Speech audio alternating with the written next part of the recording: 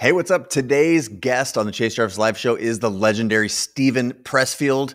The book, The War of Art, has changed so many people's mindset around creating the life that they want for themselves. And his new book, Put Your Ass Where Your Heart Wants to Be, it is a barnstormer. You're going to love this episode. Yours truly and the legend Steven Pressfield on the show right now.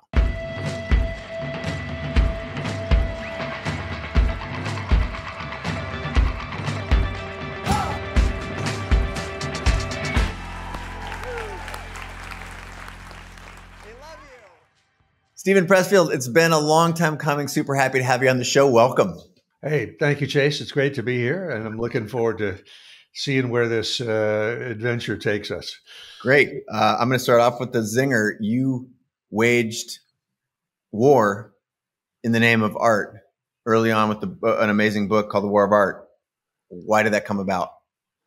Well, when you're a working writer, as I'm sure you know in the world of photography, yes, friends come to you and they say, I got a book in me, help me. So I would spend, evenings staying up till 2 a.m. with friends, trying to sort of psych them up, to get them over their resistance, their fear, their doubt and everything. And of course, nobody ever listened to me. Nobody ever wrote. Only one guy ever actually wrote a book. And so finally, in all seriousness, after doing this like about 6 or 7 times, I just said, I'm going to just write this down. And then I'll say, here, read this. I won't have to do this again. So that was how I just sort of banged The War of Art out in about 4 months. And never expecting that it would, have the life that it's come to have. Well, we'll go back to the early Steven Pressfield and works of fiction and other stuff. I think I really want to dive deep into your creative process, but I do want to keep pulling on this thread since we opened with The War of Art. Fascinating story that your friends were not really taking the advice. And now that you've written it down, it is a staple in every creative circle. I've recommended it hundreds of times. I myself took a lot of value. Was it just the play on words, the title, or with the Art of War, or is there some element that you feel like we as creators, entrepreneurs, people who are seeking our the highest version of ourselves, is there some war that we have to wage in order to accomplish these dreams and put this work out there into the world that's in us? Well, first, let me give credit for the title. The War of Art actually wasn't my title. It came from my partner and my editor, Sean Coyne. That was he came up with that title, which I think is a great title. Brilliant. But very definitely, I mean, I'm sure you know this, Jason, deep in your bones, that the inner struggle of just sitting down, like I say, that the writing is the easy part. The hard part is sitting down in front of that or any creative thing, that it is a war and there is an enemy. And I call it resistance with a capital R. And the way I usually define it, I'll call this up again, is it's this negative force that radiates off of that keyboard, at least in my case. I don't know where it does with a photographer. But like I say at the start of the book, there's a secret that real writers know that wannabe writers don't know. And the secret is that it's not the writing that's hard. What's hard is sitting down to write. And I think that that just struck a chord in the book. People reading it, they said, yeah, that's me. I have a hard time sitting down. I do procrastinate. I do have self-doubt. I do have I psych myself out. I do self-sabotage. And I think that was the chord that the book struck. This is true. And so let's just keep on this tack here, that resistance, capital R. Thank you for giving that word a capital R. It deserves that capital letter. And as you've already, indicated a couple times, you came at this originally through writing, but what we know this to be true for any creative endeavor, when you're sitting down to pour your heart into something, that there is this resistance. And I'm imagining that most people who are listening have either read the book or are familiar with it, but I do believe there are going to be some people for whom this is new work to them. Talk a little bit more about resistance, and specifically then talk about some of the tools that you have prescribed to play through this stuff, because it is, it's probably the single biggest blocker between us and our greatest, creative achievements. Well, if you've ever bought a an abdominal machine or a treadmill and brought it home and found it collecting dust in the attic, then you know what resistance is. Resistance is that force, that negative force that stops us from doing the things we know we should. I always say that if you if you're starting at this level in terms of your soul and you're trying to go to a higher level, either morally, ethically, creatively, politically, that's when resistance will come in. It never comes in when you're going to a lower level. Um, and it just seems to be a force of nature. And the thing of it is, nobody teaches you this in school. It should be almost the first thing that you're taught in your life, I think. But because you think, well, I want to write a book, or I want to be a photographer, I want to start a podcast, I want to start a company or something, that the playing field is level, I'll just do it. But in fact, it's not level. It's really stacked against you, and it's stacked against you because of this force that's in your mind. And everybody knows what it is. I've had, Chase, really, I've had probably 5,000 emails from people over the years.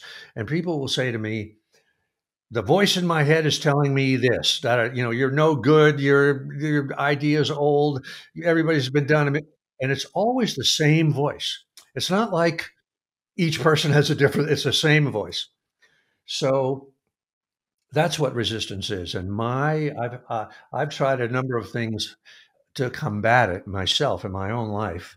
And what works for me, you said we can talk long, so I'm going to talk long here. Yeah, please do. People aren't here for the half version. They want to go deep with Stephen Pressfield.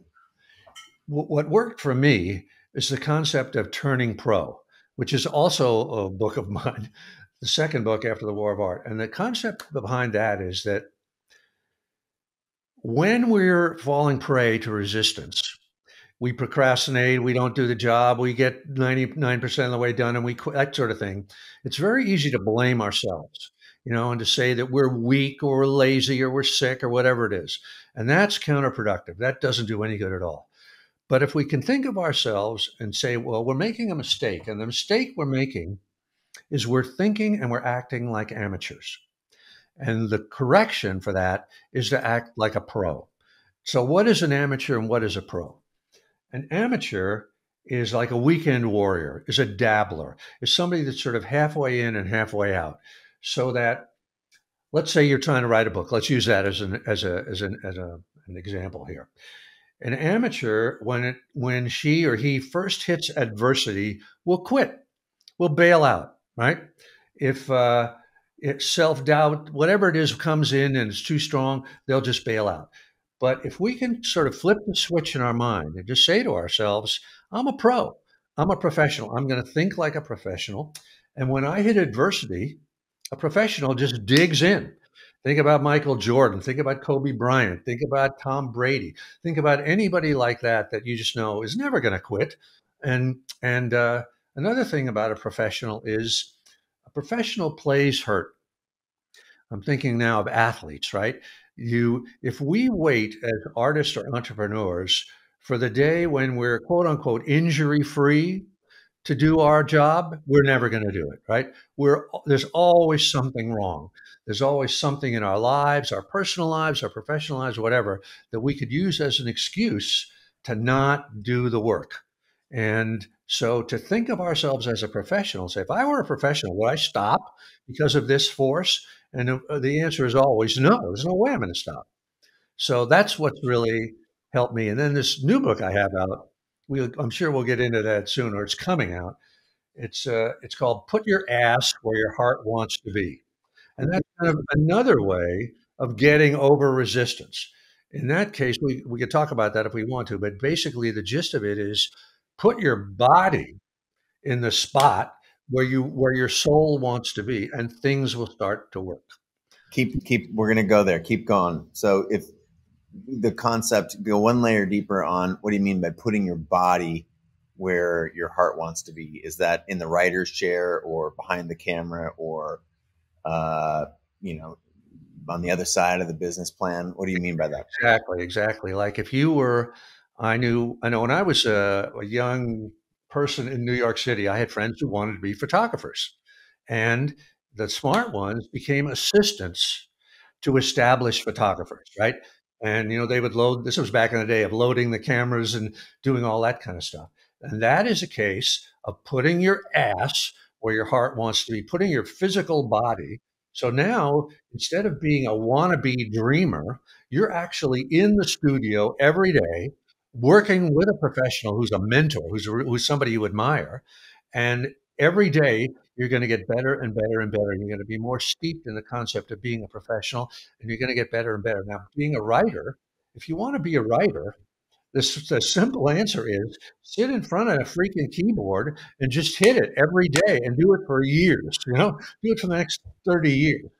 Um, but seriously, that there's no substitute for, and that, well, let me go to a secondary level of this since we're talking, giving long answers.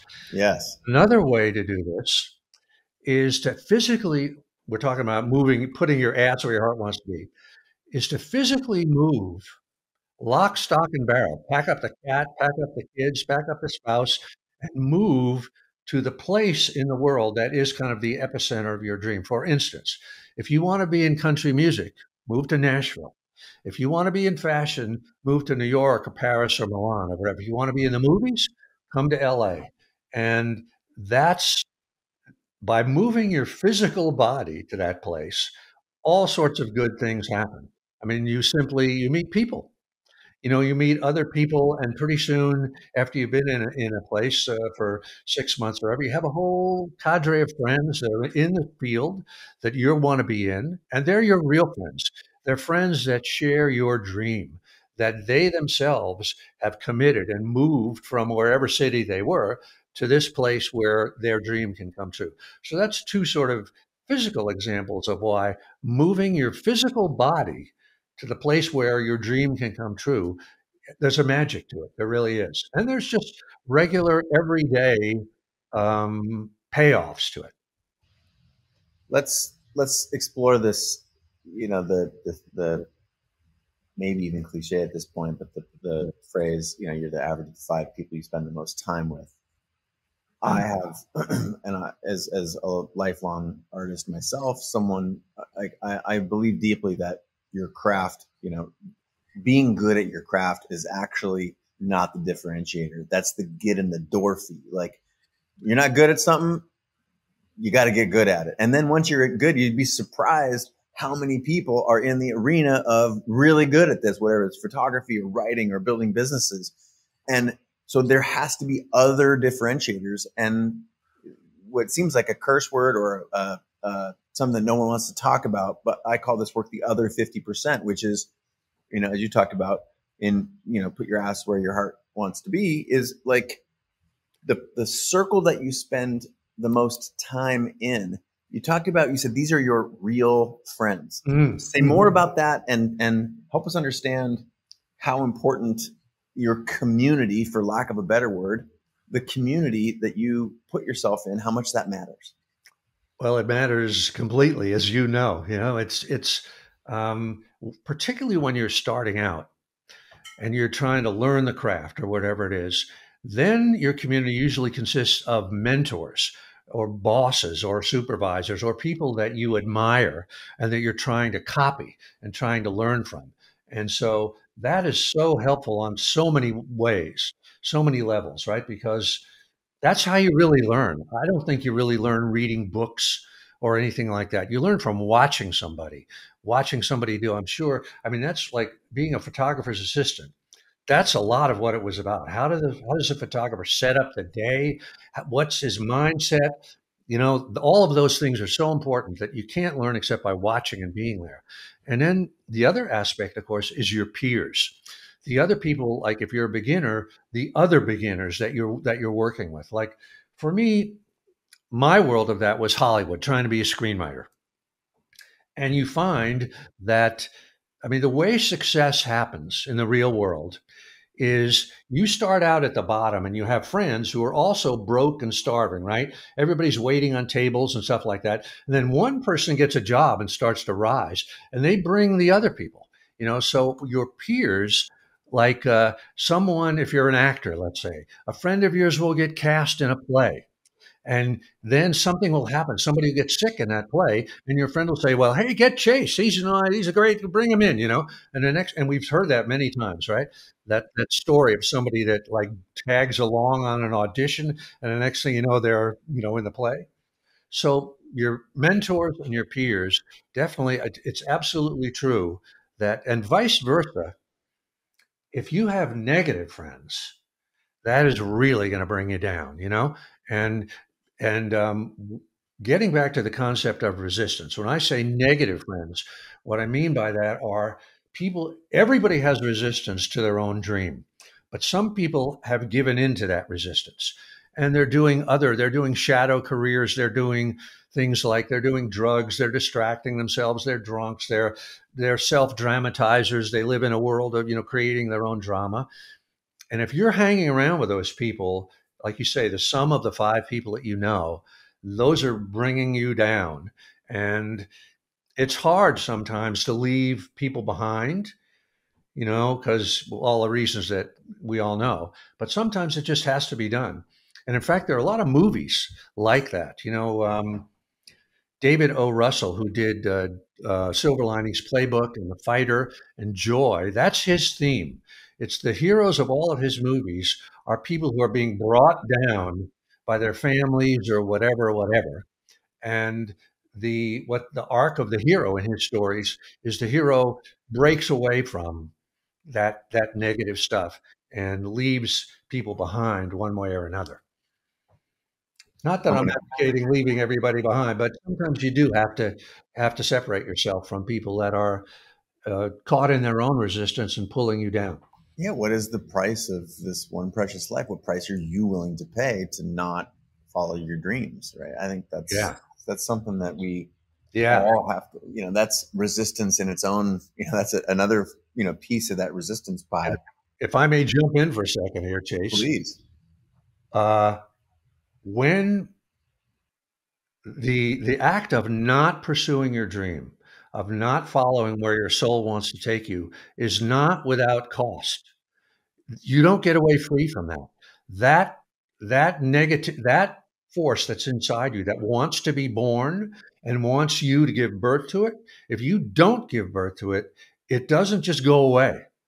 It goes into other channels, and those channels are negative channels, and it will start to work against you and be worse and worse and worse. So it's not like just a luxury to live out your dream or your calling. It's an imperative. Mm, very. That's a sound bite in itself, right there. I'm going to quote your own website back to you. Talent is bullshit. Say more on that. Okay. This really actually comes from my first agent, who was, when I was like 29, I think he was 75 or something. His name is Bart Fless. And he actually represented Carl Jung, among other people. Wow. Who knew that? I That didn't could be good. even, but that was his kind of his mantra, that talent is bullshit. And I certainly believe there's a lot of truth. I won't say it's true across the board, but if I assess myself, I don't really have a tremendous amount of talent. I think I'm very ordinary in terms of whatever gifts were given to me. But I've overachieved by hard work, and I certainly think that work is the primary factor in success. You can get better. I mean, it took me, I would say, to get just to the level of publication, let alone being good or anything like that, at least 25 years, where I was just writing and writing and writing, and then my stuff was shit.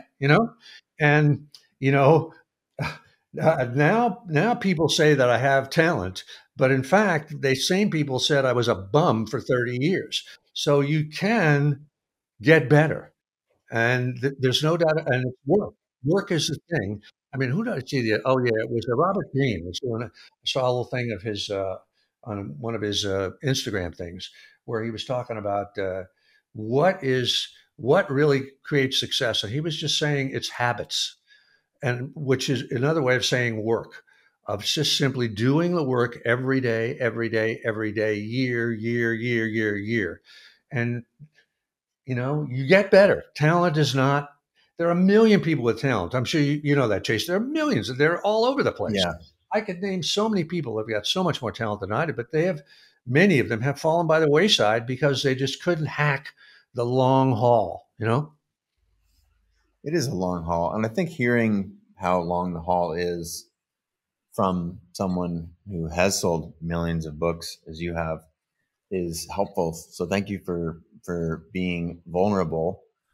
The there's a humility in which you approach this, but the reality is that you have tapped into some talent. And I'm wondering if you can articulate this relationship. Is maybe it's a chicken and egg, a cart horse. Let's talk about work and talent and how they play off one another. I'm curious your thoughts. That's a great question. I mean, the process for me, and jump in here, Chase, and tell me your process as we're going, of over years and years was of trying to write, was I would write something and it was self-conscious. It was ego driven. It was phony. It didn't seem real. It didn't have it didn't have any energy. And for years and years, I was just thinking, why can't I break through to what at some level where this starts to have some energy and starts to work? And I think that in a way, like they say in Zen, like in Zen and the art of archery, that there sort of comes, you try, and finally you sort of give up. Like in that book, Eugen Herrigel's book, Zen and the Art of Archery, the deal was he could never, drawing the bow, he was so self-conscious, he'd always let it go too soon, let the arrow go too soon, or hang on to it too long. And his teacher in Japan was telling him, just let the arrow go by itself, let it go, but how do you do that, right? How do you not try so hard? And I think a lot of the payoff of work is if you just work and you work and you work and you work so hard, finally one day you just sort of give up, and in the form of being a writer, it's like you say to yourself, I'm going to stop trying to write like Hemingway. I'm going to stop trying to write like Fitzgerald. I'm going to stop trying to do what I think I'm supposed, and I'm just going to write my crap that I would do. And suddenly you find, wow, this is pretty good. This actually sounds like me in a way, or this is falling into an area that I love. So I think in a lot of ways, work takes you to the place where you sort of give up. At least this is my experience, and you just finally start singing in your own voice. It is a kind of mysterious process. How did Herrigel learn to let go of the arrow at the right point? But without that work, you're never going to get there. So there's two sort of payoffs for work. One is you, little by little, you learn your craft. All right, little by little, you actually do get better. But also, and I'm a big believer, as you know, in the muse and in goddesses and in this other dimension. And I think that they are watching us, the goddesses up there. And finally, when they've seen me work for 25 years, they say, all right, I'm going to give this guy a break. He's done enough. And then they let us have it. And it does become, to use a Christian term, it's like grace in a way. Suddenly, for no real reason at all, we're okay. We can finally do it. I'm going to quote Yoda: "Do or do not, there is no try." Yeah, it's true. But that's misleading because it sort of says, "That's fair." It's sort of fair to say. If I'm the guy that's trying, if I'm Luke Skywalker trying to raise the X-wing, he says, "Okay, well, okay, I'm trying to do it." I think you do have to try, and finally you can get to a level where it's easy and the X-wing arises out of the swamp. Well, thanks for keeping me honest there on Yoda quotes. Keeping Yoda honest. Keep exactly how Yoda he's trying to pull the wool over our eyes there. So I think that was very articulate and helpful. And the idea that, Let me ask you a question. Can I ask you a question, Chase? of course, yeah, this is your platform. You take us wherever we need to go in this When hour. I first wrote The War of Art, I thought it was only for writers. And I was always amazed when like actors or comedians would write me. But in the world of photography, how does resistance, manifest itself in your world? How much time do you have, Stephen? Oh, you have a long answer. I want to hear it. Okay, I've been asking you for long answers. So for photographers, and I think just largely visual artists, it comes through the stories that we tell ourselves about what it takes, the life that you have had to have lived in order to create great photographs. We Ah, talk about, I this is new to me. I'm really interested. grew up in middle America. My parents are still together. Uh, my life was not a struggle. Therefore, I'm not able to create great art. I'm going to list like 10 here. Don't even Yeah, try and stop me. yeah, yeah. Another one is I don't have the right equipment because, having a better camera, boy, that sure would help me. That's a big blocker for me because I want to do this kind of photography and I can only afford this kind of camera. So the gear, the endless pursuit of the right, instrument Wow. is always getting in the way. And then I don't have time. I've got kids. I can't get up and get this epic light that every other photographer gets because I don't have time. I've got to get the kids off to school. And then I don't have the skills or I don't have the time to learn new skills because everyone's doing all kinds of Photoshop to their images. Everything's so retouched Ah, now. And uh-huh. there's all these skills that are between me and the dreams that I have. Ah, And the list truly it is uh-huh. seemingly an endless list. And I don't remember who said it. Maybe it was Seth Godin, another longtime friend and guest on the show. I think he's like, you want to do good work? Show me all your garbage. Show me all your garbage, because what we get to, whether it's in photography and all of the garbage that would have come out on the other side of all of those excuses that I just shared, or if I asked you about writers and, all of the things that, writers resistance that we would say would be typical, what it comes down to it is most people who haven't found the fulfillment and or success that they seek in these disciplines, they just have not done enough work. That's why Seth's like, again, I hope I'm nailing this with Seth, but I think it's just like, show me your garbage, show me your shit work. And lo and behold, you find out the people who want to be great and who we ask this question of, can you show me your shit work? There's just not very much of it. Uh-huh. And then it Yeah. goes back to the point that you said earlier about, why talent is bullshit. And the reality is you are not going to be able to find your voice without putting in a certain amount of effort. And if you are right now listening to this show and saying, I don't actually have a signature style, or I don't know what my signature style is, or other people would not be able to recognize my signature style, the punchline is then you have not done enough work. Exactly.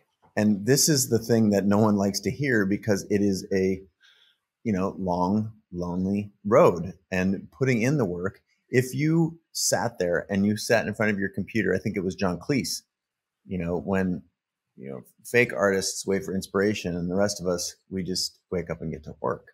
Ah, And this idea, whether it's in photography, thank you for asking me about that. And if anyone would like to have a separate counseling session about all the other things that get in your way as a photographer, I know many and I know them well as old friends. But it is this, there's a certain volume, the apocryphal story of the ceramics teacher who graded their students on the volume of work instead of the quality of the work, or they split the class into two and graded one half of the class on, show me your best work. And then the other side of the class, like I'm going to give you an A if you, do N number of pots of any quality. What they found at the end of this story, it's an apocryphal story. I couldn't actually find the real, the real root of the story, but is the folks who were judged on volume way outperformed the other half of the class because of this repetition, this repeated work, but not actually getting it exactly what they wanted. But the reality is that they were doing two things at once. They were discovering their style they were honing their skills. And it turns out that's actually a great way of creating great Ah, work. So it does go back, which is one of the reasons I wanted to, open that topic with you. This idea that talent is bullshit. Um, so that's really interesting to me. I mean, what you were describing, Chase, of what was going through your mind, you didn't have the right, you hadn't suffered enough, or you didn't have the right equipment. I mean, that's pure resistance, capital R resistance, right? And I'm quite sure if we had 50 visual artists here in a room and we had them each write on a piece of paper by themselves what that voice in their head was, it would be exactly the same voice. yeah, So it's really fear of success, right? Fear of really being who you could be. Fear that of putting it out there and really becoming that. And these are all the excuses. And of course, in the writer's brain, it's the same thing, right? You know? it is. It is. And, I think that's a brilliant segue to your newest work. Put Your Ass is the title of the PDF that you sent me, which I love it. It's a shortened version of the title of the book, which is Put Your Ass Where Your Heart Wants to Be. Essentially, the putting your ass is work, right? And it is a resistance of its own type to not put your ass. You talked earlier about the heavy, heavy price that it's not benign, right? It's not Yeah. benign to not follow your dreams. I'm very our friend Brene Brown talks about this. This unexpressed art actually carries a heavy burden. This unexpressed, I would even say, version of ourselves, right? There's a heavy price to pay for not expressing that. What was the rationale behind this work for you? What made you have to write this particular book? Did it come from personal experience? Was it from counseling sessions with hundreds of people like me, or any number of those 5,000 emails that you mentioned receiving earlier? Why this work? And this goes into a little bit of, Are you talking about the new book? yes, I am. This goes into a little bit of creative process for Stephen Pressfield. Like, why did you have to write Put Your Ass Where Your Heart Wants to Be? It's interesting because I have like three other books that are just like that are in the works, or that are different versions, different ways of getting at the same thing. What you were talking about your own mindset of resistance, and I just think that that phrase, because it has the word "ass" in it, it sounds kind of glib and superficial, but it's actually really, really deep and goes in deep, deep, deep levels. In fact, I would say that every major religion, if we want to boil it down, all they're really saying is put your ass where your heart wants to be. But what they're really saying is take your ego, your material self, the self that you live in this real world with, take that self and move it into the area of the soul where your heart wants to be. Stop living out of greed or fear or acquisitiveness or anything like that, and start living out of your gift to the world, whatever that is. That's really what Christianity is about, Judaism, Buddhism, Zoroastrianism. So it's fun for me. That book started just with the phrase, put your ass where your heart wants to be. It was kind of a fun phrase. But I thought to myself, let me dig into this deep. Let me go one level down and another and another and another and just see what it's there. Because I knew there was something really good there, real meaty there. So that's how the book came out. I like to do things like that, to just find out what I think about something, to write a book and just see what I really think. It's a way of teaching yourself. I'm sure you do the same thing visually, Oh yeah, you just shoot this and see what the hell it looks like. for sure. And not all of those experiments go well. No, they But don't. there's 100% of, but Going back to Seth Godin, to our friend, who I love, Seth, he has this thing that he says that it's sort of like two sides of the same card. And one side says, this might work. The other side says, this might not work. And that's sort of the way, every artist or entrepreneur kind of, you start out, right? A book, photography, whatever. This might work, it might not work. You have no idea. this, sticking to your latest book 2 within there, ass equals commitment is in big bold letters here on this page that I'm looking at. And then the that chapter opens up. We know what ass means in the physical sense. Now let's examine it as a metaphor. And as in, his ass is on the line, or if she screws up, it'll be her ass. So did this come out? Was this developed, this title? Did you say this at a party or in a therapy session with another creator entrepreneur like me or any one of the hundreds of thousands of people who are listening right now? Or was this, I have an idea around commitment and I'm going to call it ass?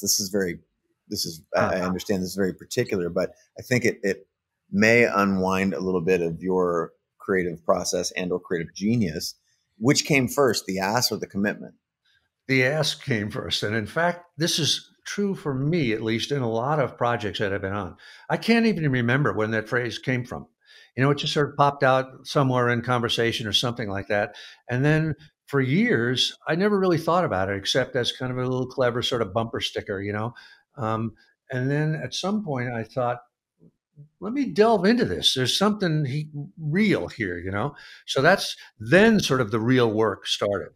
But getting back to what you're saying about ass equals commitment, we were talking earlier about the sort of the physical interpretation of that phrase is, move your body into the dance studio, into the photography studio, whatever.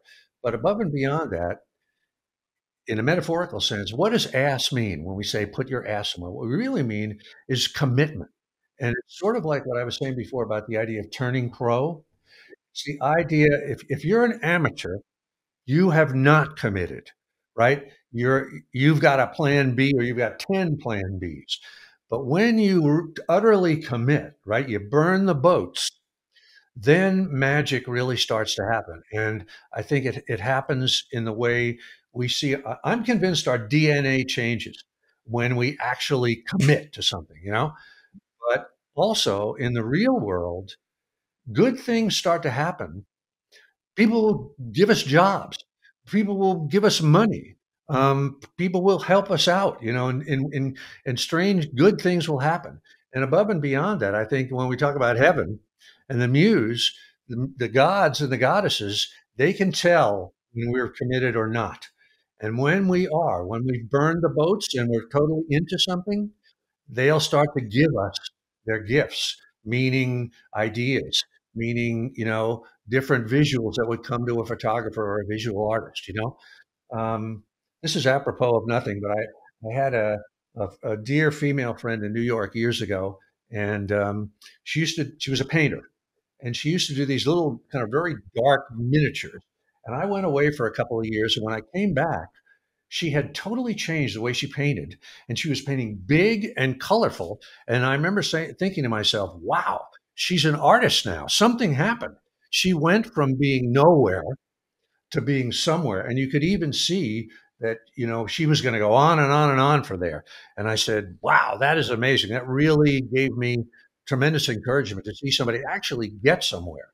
And again, it was through work and through a sort of a surrender to the process. Speaking of process, what I want to dig into, I try and ask every guest on the show a little bit more about their process. And you've already underscored the role that work plays. You're a grinder. You want to sit down and you got to, whatever, show me 100 crappy pages, and then I'm sure there's some good stuff in there. But talk to us about your creative routine. Is there a routine you have? Obviously, you're very prolific. We can talk about some, even works of fiction. Bagger Vance, you've written screenplays. You talked about your first dollar after 20 some years of working was you get paid $3,500, I think, for a screenplay that never aired. And so there's you've poured a ton of work and effort in. But I'm curious what your creative process. Are you a write it down and edit, and write garbage and then edit? Or do you go live life for a number of years, a topic strikes you, and then you have to go all in? Just give us a little picture. I know there are so many different styles, and I'm always intrigued It's a great question. by people's different processes. What's yours? Well, I'm a total believer in the muse, in the goddess that gives artists ideas and inspires. I believe that that the works that we produce already exist on another dimension of reality, and that we are kind of assigned them by the goddess. And I really feel like if you ask me, what is my occupation? I would say I am a servant of the muse. That's what I do, and I go from project to project, just kind of like an actor, we'll go from or whatever. But when I'm finished with one project, I ask the goddess, "What's the next? What do you want me to do next?" And that's the real tricky part. And I hope that when I'm working on project 7, that project 8 is already coming into me and I can sort of get started on it so I don't hit any kind of a gap at the end of number 7. But my process in terms, I'll have an idea for a book something like that, and almost always I'll be full of doubt about the idea. My first response will be, "Oh, that is really a stupid idea. Nobody's going to be interested in that except you, me, meaning me. It's not commercial. It's a dumb idea. It's been done a million times." And that I recognize as my resistance to it, right? So the more resistance I feel, the more self doubt, the more terror that I feel, the more sure I am that I have to do that. And so that's where sort of the work comes in, where I'll say to myself, it's probably going to take 3 or 4 months of working on this thing, whatever it is, for me to realize whether, like Seth Godin, is this going to work or is it not going to work? And so then the work will come in and I will just sort of, you know, make myself every day. I'll hit it every day and keep working and working and working. And I'll still be full of doubt all the way through. Every day that I finish, I go, "Oh, this really sucks. This is going nowhere. I don't know what I'm doing," et cetera, et cetera. And then finally, at some point, I'll get my feet on the ground. I'll say, "Okay, whatever. I'm this far into it. I might as well keep going." And but I'm always looking for what the goddess is sending to me, and usually it's something unexpected, and usually it's something I'm afraid of. So I'm always sort of looking for, what am I afraid of? What didn't I go deep enough into? I'm sure actors do this too, right? The ways to play a scene, right? There's a safe way to play the scene, and then there's a way that if I play it, I'll look like a real fool if I don't pull it off, right? And that's always the way you want to go in the end. So I'm not sure, Chase, if that really answered that. Oh, That's my process, but it's full of self doubt all the way. well, let's keep pulling on this thread of the scary, risky thing is ultimately. It sounds like you would say that that's where the best stuff lies. Is that fair to say? Yes, Am I okay? yes, yes. So it's.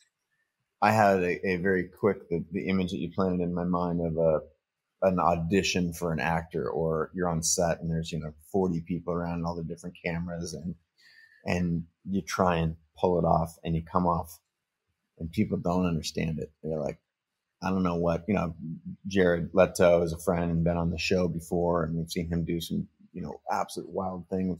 Joaquin Phoenix, Denzel Washington. I mean, Bill Murray is a great. Yeah, of course. Like there's just the people who've ended in or acted in incredible scenes.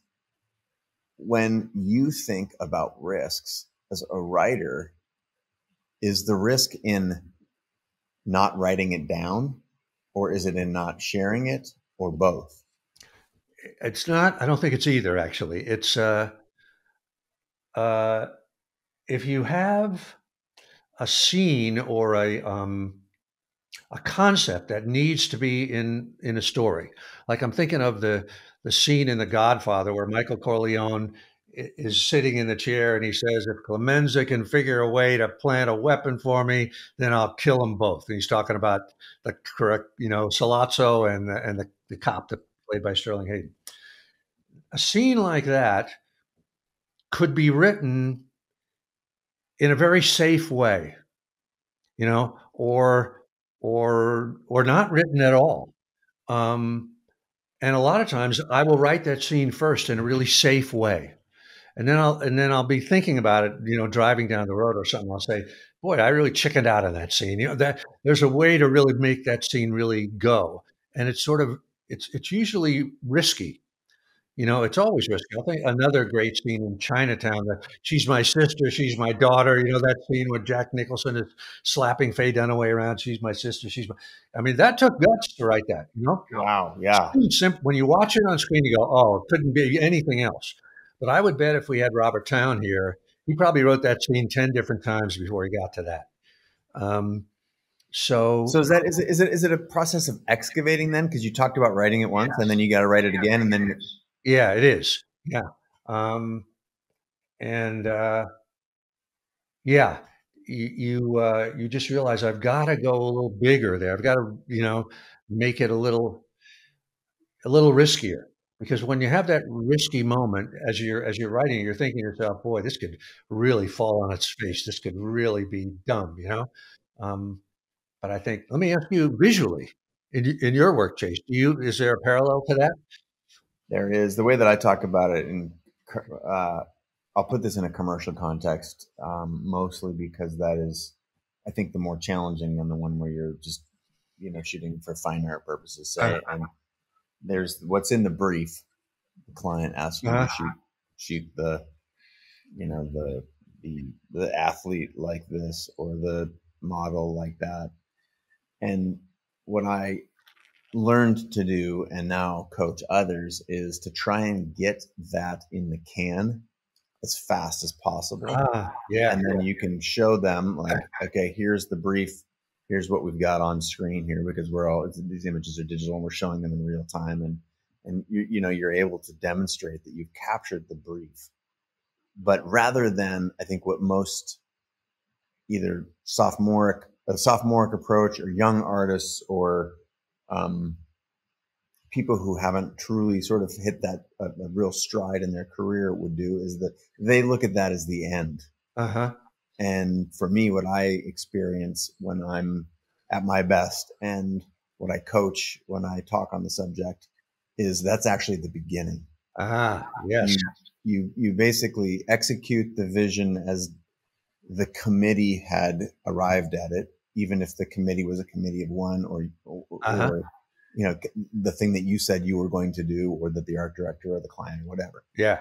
But that's when you start to draw on all of your experience, because the magic, you can't actually plan for the magic. Hollywood does a very good job of planning for magic, right? They can create a sunset with a certain kind of light, and they can, create a stunt with a certain set of, safety precautions and experience and explosions or whatever you might have. But it's all of the things, your ability to be confident because of repetition in the moment after you've checked the box. That's where all the magic can happen. And that's where, to use your actor analogy, that's where, you get a good version of the scene in the can, and then you go bananas. And it's always, my experience is, it's always in the going bananas, even if the client, the director, the fill in the blank, coach, partner, whatever, is uncomfortable in that time.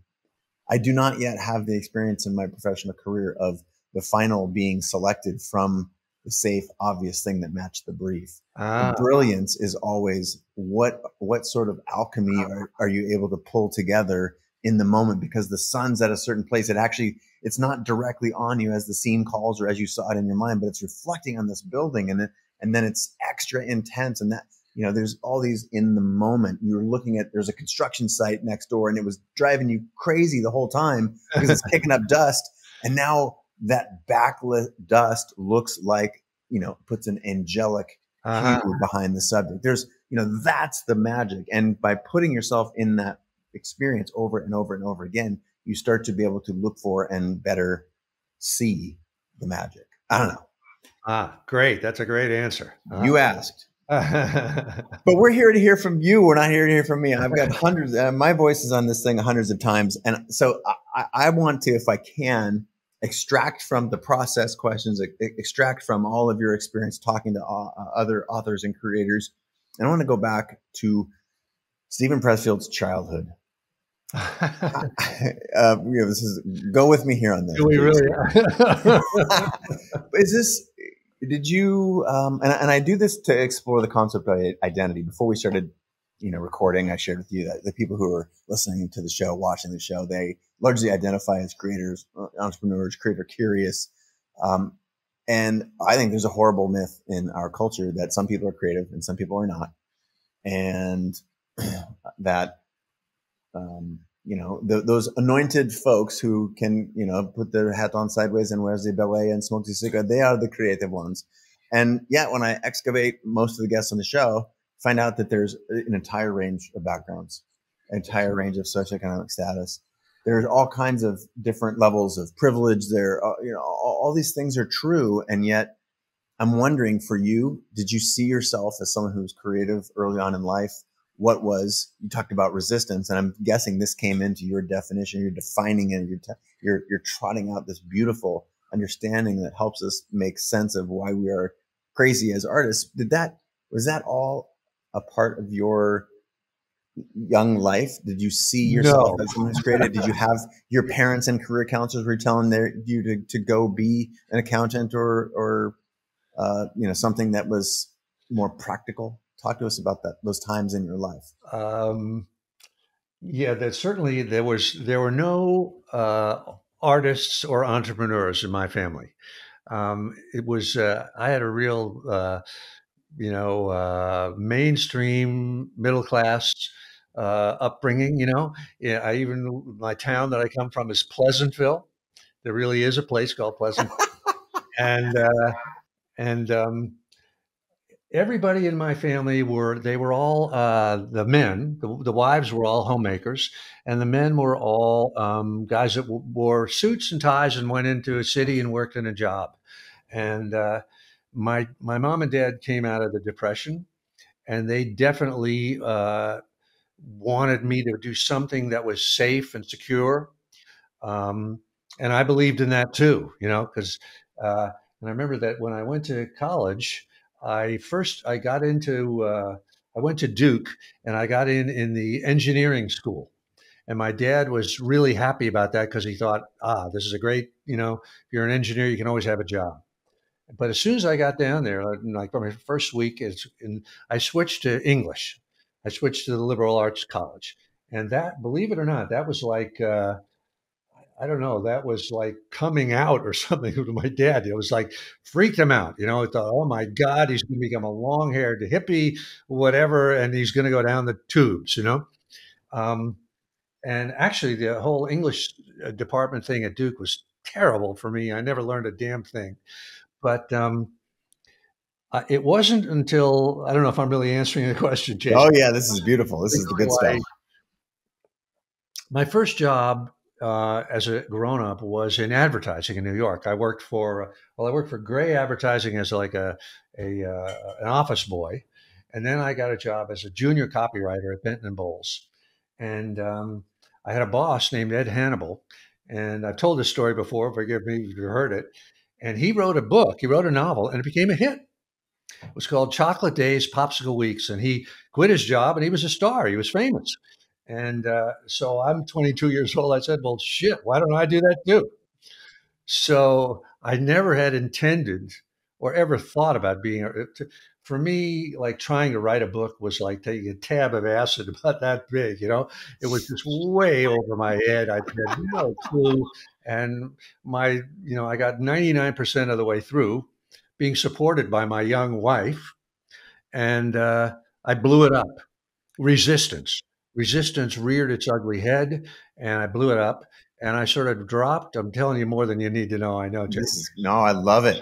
I fell out of the bottom of the middle class, and I spent I don't know 5 or 6, 7 years working, driving trucks and working in the oil fields and stuff like that. And I was really um, I don't know if I want to say lost, because looking back on it, it was the best thing that could ever have happened to me. It was a great writer's education.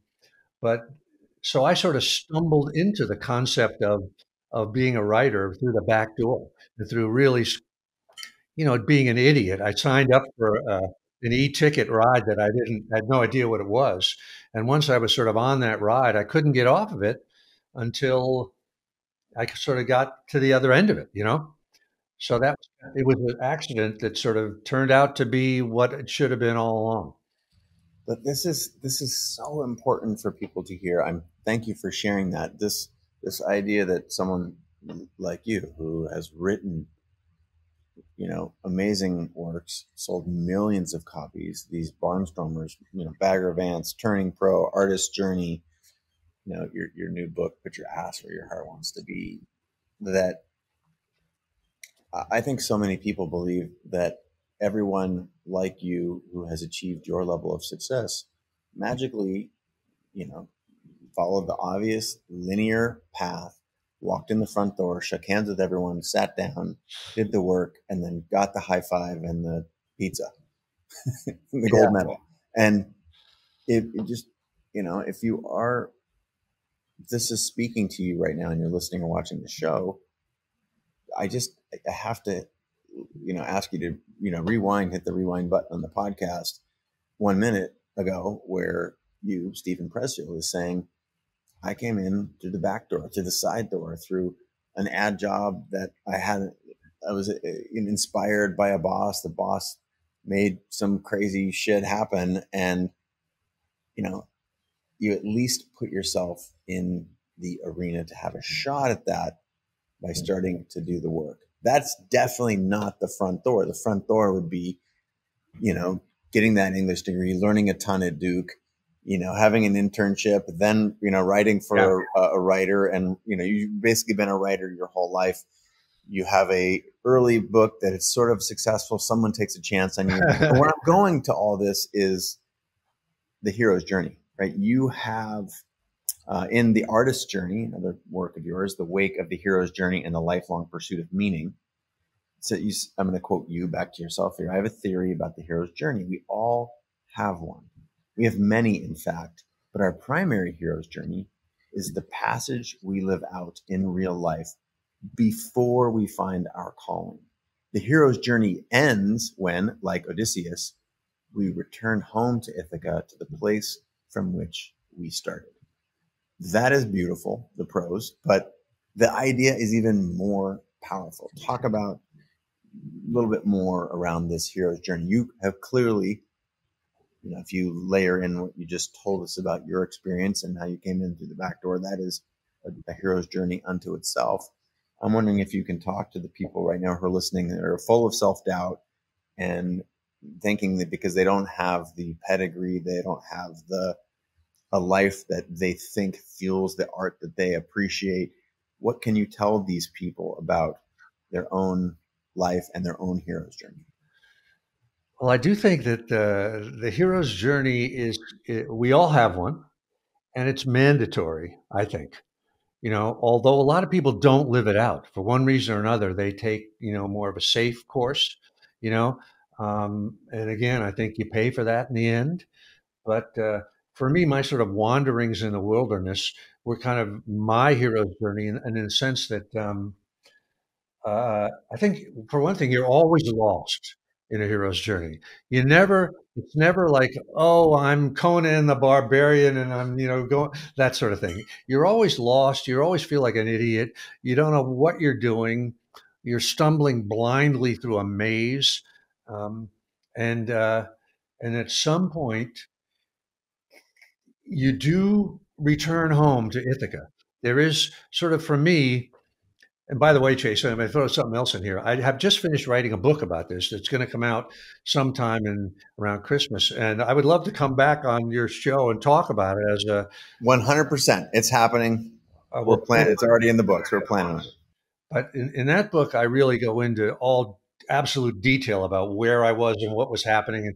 And the reason I wanted to do that was for, like, anybody that might be listening to this now and be full of self-doubt, this sort of journey of mine is like banging into one wall after another after another. So that hopefully when anybody would read this, they would say to themselves, well, shit, if this guy could do that, I know I can do what I'm doing. Um, but at some point you do sort of come back home, and what that means, I think, is you come to a realization about your own life and your own calling, that you say to yourself, if I had been awake 20 years ago, 15 years, I would have known this then. I sort of knew it all along. I've been running away from it all this time. and now I've just finally got to accept it. And for me, it was what I had to accept was that being a writer was what I really wanted to be, even though I had no clue if I would ever succeed. And in fact, sort of the moment for me that I would say of coming home, it was another 20 years or more before I had any success at all after that. So that's another thing I would say to anybody listening, that a lot of times we're so impatient, particularly this generation today, sort of the Instagram, TikTok generation. You feel like, oh, I'm just waiting for that breakthrough and everything's going to change. But no, I mean, you have the breakthrough, then you got another 20 years after that. At least that's my experience. The good news is once you have that breakthrough where you do say, okay, this is my calling. I don't give a shit if I fail. I have no choice. I can't do anything else.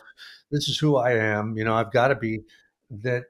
Even though you're not succeeding yet, you're on the right path and you know it, and your feet are on the ground and you feel okay about yourself. Even as you're struggling, you feel like, I'm heading towards the North Star. I'm on the right track. And even if I never get there, at least, I'm doing the right thing. Mm. I wrote a lot about that in my last book called Creative Calling. The idea that you are sharing in a future book your story is as the hero of your own journey. I am all over that. We will 100% have you back on the show. Before I let you go, I think it's important for us to recap that your latest book is absolutely excellent. Put your ass where your heart wants to be. It's succinct. It's like a laser beam at so many of the insecurities and the narratives that we have told ourselves. And for the folks who are familiar with your work prior to listening to our show today, and especially with books like The War of Art, Winning the Inner Creative Battle, others, Nobody Wants to Read Your Shit, Turning Pro, The Artist's Journey, those are absolutely required reading for anyone. So I want to say just a personal debt of gratitude to you for taking the time, for helping all of your friends at 2 a.m. and just getting you on the path. Like, oh, God damn it. I'm going to write this down now just so I don't have to keep saying it at 2 a.m. Thank you for doing that work. I think you've made the world a more creative place because of it. And I consider myself personally in debt to you and your vision. And that you are, I think it's also really interesting to hear this idea that we explored earlier about talent is bullshit and hard work is so important. And here you are, we're talking about Put Your Ass Where Your Heart Wants to Be, which is out July 12th, I think. And we will drop this podcast in time with that to help you. Our community is very good about buying books for authors. But the fact that we're already now talking about this other book that you've already finished, like, just rock that if you are, for everyone who's in their own head right now about wherever they are in their creative career. We're talking to a world-class author who's sold millions of books about his next book, and he's already got his next one. It sounds like virtually completed. Is that fair? Yeah. But talk about prolific. Stephen, is there any? Let me jump in for one thing here. Please, God, please do. Sometimes people will ask me, what do you do between books, or how do you handle that period between books, which of course applies to any creative field at all, right? Dance, theater, music, whatever. And my answer to that is there never should be a between books. You should always be. That's the dip that Seth Godin talks about. You should always be working when you're halfway through book number 8, you should already be starting book number 9. So that if you finish book number 8 on Tuesday, you start book number 9. You're already 90 pages into the next book, on Wednesday. And because the reason I say that is because that gap, particularly if you finish one piece of work and you put it out there to the world and you're like waiting for the response, you might as well put a gun to your head and just pull the trigger. It couldn't be anything worse you could do for yourself. And everybody does it too. But whereas if you keep working, you got the next one. And then when number 8 fails, or goes out there and sinks without a trace, you say to yourself, well, I don't care. I'm on number 11 right now, and I have high hopes for number 9 and number 10. And that way you keep working, and you're always, in the muse's good graces, even if you're not in the good graces of the New York Times bestseller list. And let me say to you, Chase, thank you for having me. Thank you for what you're doing on this podcast, and all the people that you've helped and you're inspiring. God bless you. Whatever you're doing, keep doing it. It's a great thing. Thanks for having me. Appreciate you so much, and your work, Stephen. Thank you for being on the show. Looking forward to having you back with this next book. And again, folks, please, I cannot recommend enough. It's such a treat to get a copy of this so early, Stephen. Put your ass where your heart wants to be. It's just an absolute gem. Thank you so much. And to everybody out there, this has been a masterclass in how to live your dreams, whether that's career, hobby, or life, which is the goal of the show. So Stephen hit that on the head. And from both myself, Stephen, we bid you adieu until next time. All right, great. Thanks a lot, Chase. Thanks so much. Real pleasure. Thanks to everybody out there in the world. And until next time.